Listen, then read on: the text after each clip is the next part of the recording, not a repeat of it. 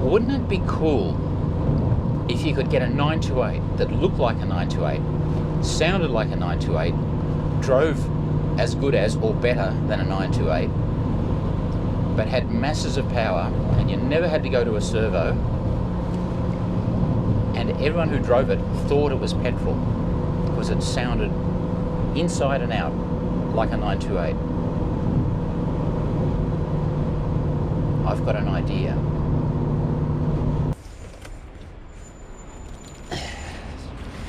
I'll leave them propped up because they look cool. Yeah. Hello. G'day, Hello, how you Nick. going? Shane. Hi, how you doing? How are you? Good, thanks. Really good. So what's the plan? What's that? Well, that's the latest Tesla battery. It Is doesn't it? look like a battery, but yeah. How heavy is it? They've gone environmentally friendly. They have. They've made it. That's obviously our mock-up. And look, there's an electric 911 over there. Yes, see that? Beautiful. Except Beautiful electric 911. it's never going to be electrified, is it? That one? Well, one day it might have to be. No.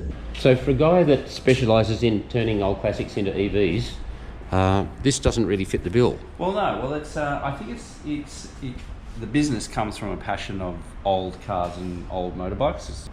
But I have a lot of friends that go, I want a classic car. And I go, well, actually, no, you don't, because as soon as it sort of breaks down or something goes wrong, you probably haven't got the experience to know whether it's fuel or electric or whatever the problem is.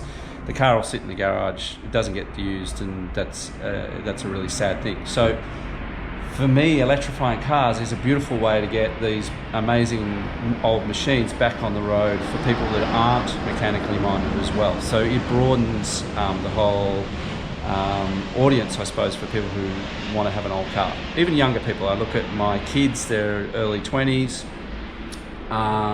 They love old cars, but they haven't learned how to fix an old car yet. And they're not likely to learn how to fix an old car. They're not likely to learn, exactly. So obviously there's some cars that are perfect for it, some cars that aren't. There's a lot of amazing cars, amazing Aston Martins and E-Type Jags being done in the UK, which sort of I go a little bit funny about. But I think there's a lot of cars that are just perfect for it, whereas I think it adds value, makes the driving experience a lot more exciting and a lot more reliable, adds value to the car, saves the environment. So I think yes, I've got petrol cars. I've actually got a Model A 1928 Roadster that I've just done a flathead V8 for. So there is a little bit of petrol head in me, but I also love the idea of creating these electric cars. We're in a sense, we're modern day hot rodders. Really, is what we are, and I love that concept of That's a nice term. hot rodding. Yeah. Now I can really relate to Nick on this. 3 years ago I got really excited about one particular Porsche 928 I'd heard about through my social car group. It wasn't advertised, but I knew the elderly owner wanted to sell one day. It was one of those very early 1979 5-speed manual 928s. No sunroof, rare and very collectible, and quite well priced.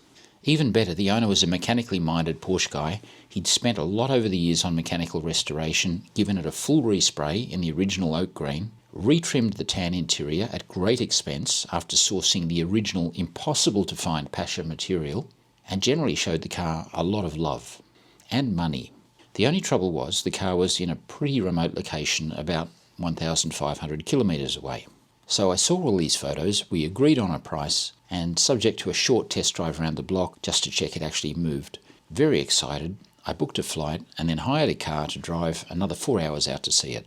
Now the old gent was very hospitable, but sadly the car was a non-runner, wouldn't start, hadn't moved in 5 years, and was nothing like the photos he'd sent, which it turned out were actually 10 years old.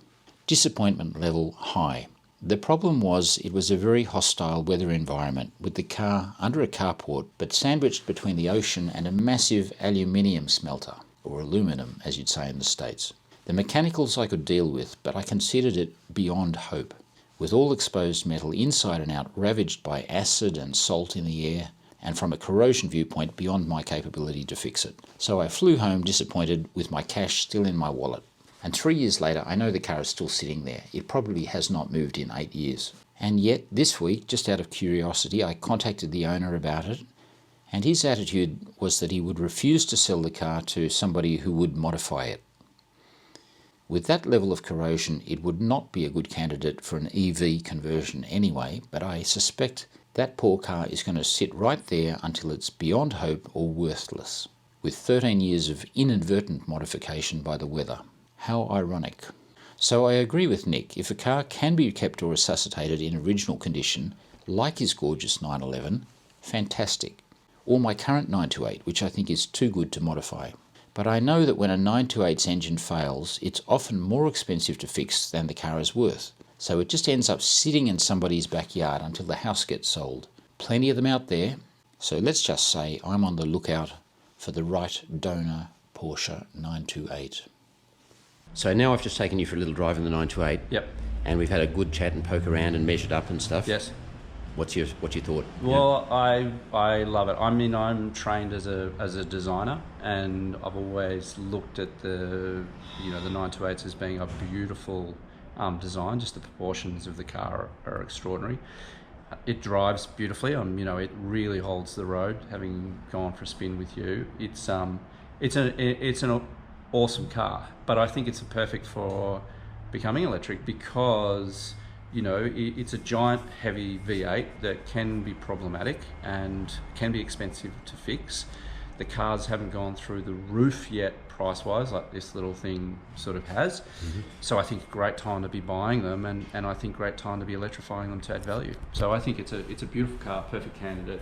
I'll also add the 928's really an autobahn car. It's not geared for stop-go traffic. Yes. They really only come onto their own once you're beyond 100 k's an hour. Yes. Around town with that automatic or even with the manual, they're so tall geared. Yes. They're just never in the torque band. Yes. And it's not ideally suited to that. So yes.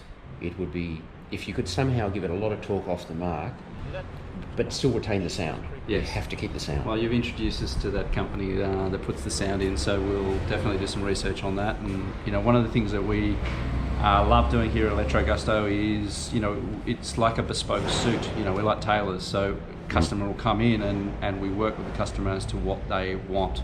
Whether they want to hide the technology in a car so you don't even know it's an EV when you get in it. Some clients want lots of technology. I like that idea. Some people want a lot of range, some people don't need a lot of range, some people want the car to sound a certain way like yourself. So for us, each car is bespoke. There are companies out there doing kits, but only for a certain amount of cars. Those kits can be very expensive anyway. What we love is that journey with customers to make that bespoke suit. A 928 simply wouldn't be a 928 without that characteristic V8 burble and roar. I see sound as being an essential part of the project.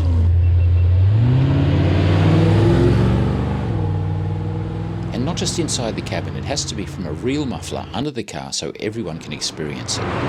It doesn't have to be loud, but it has to be there. Or not if you turn it off. Believe it or not, such devices do exist. Wow! Now, it's a bit silly making a Tesla sound like a V8, but it makes a lot of sense to me to make a V8 sound like a V8. So, a practical, reliable, everyday electric Porsche 928 that looks, sounds, behaves and goes as good as or better than a petrol one. Is this a pipe dream, a reasonable idea, or do you think I should be burned at the stake without delay? And these guys and their silly beards as well. Next time, we'll have a serious look at the engineering and the likely cost. So please subscribe if you don't want to miss the next chapter in the story. Thanks for watching. It's been emotional.